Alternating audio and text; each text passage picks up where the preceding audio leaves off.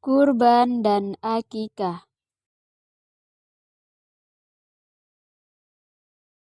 Tujuan pembelajaran. 1.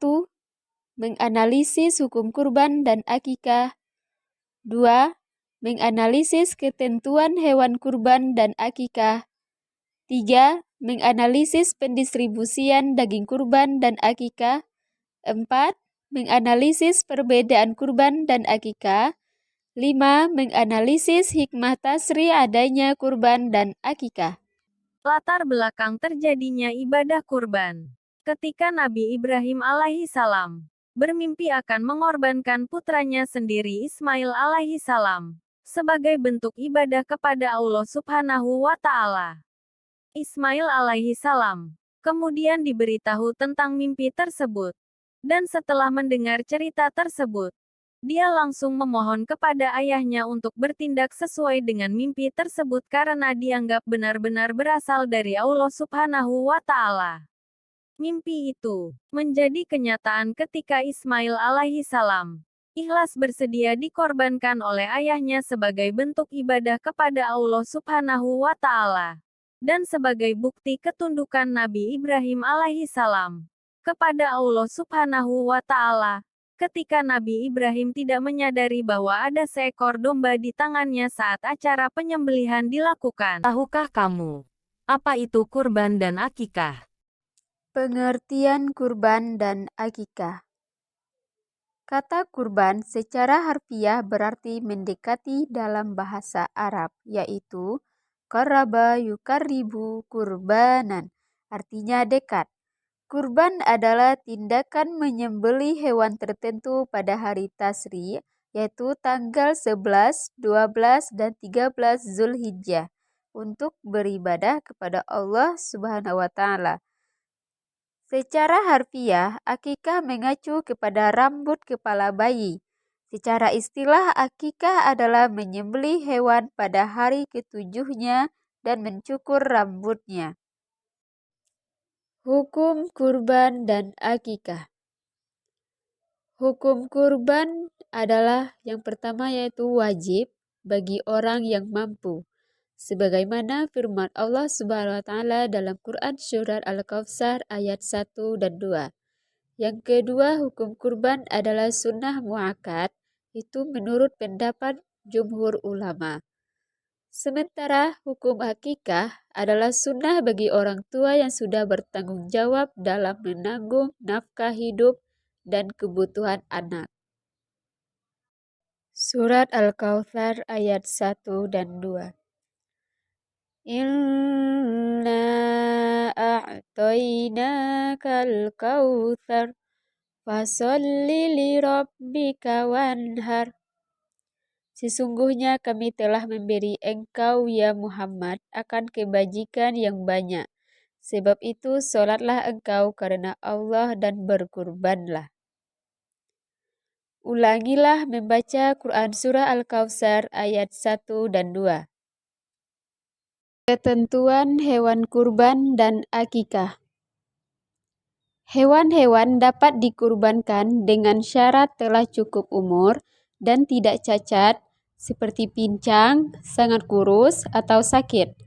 Syarat hewan yang akan disembelih untuk akikah sama dengan syarat hewan yang disembelih untuk kurban. Perbedaannya, jika daging kurban diberikan sebelum dimasak, sementara daging akikah diberikan setelah dimasak. Ketentuan cukup umur hewan kurban dan akikah. Yang pertama, unta sekurang-kurangnya berumur 5 tahun. Yang kedua, sapi dan kerbau sekurang-kurangnya berumur 2 tahun.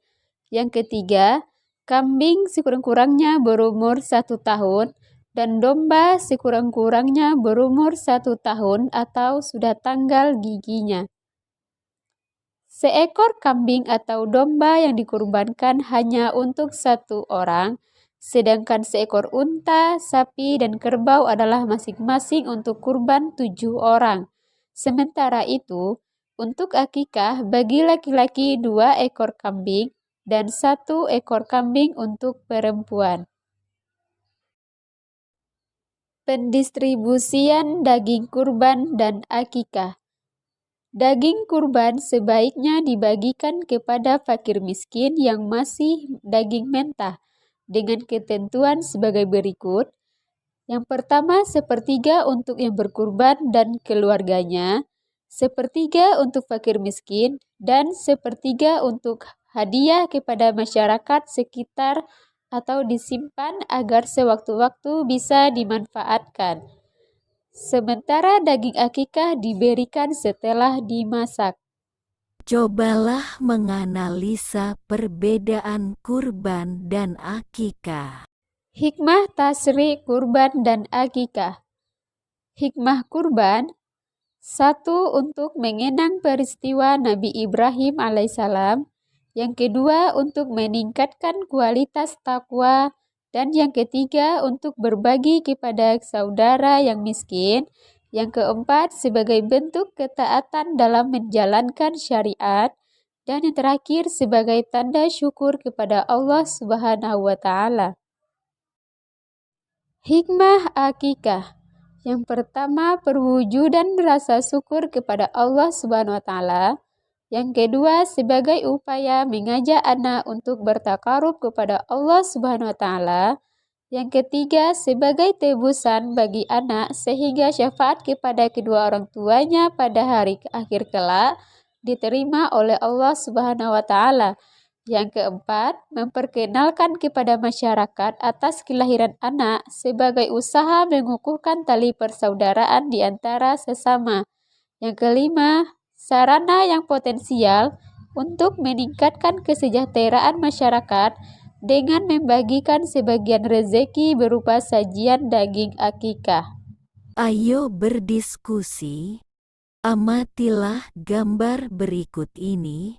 Gambar yang pertama, apakah yang sedang dilakukan oleh orang-orang tersebut serta kaitkan dengan hikmah bagi orang yang berkurban dan menerima daging kurban. Jelaskan gambar yang kedua, bagaimanakah pendapatmu tentang gambar di atas dan kaitkan dengan ketentuan hewan akikah.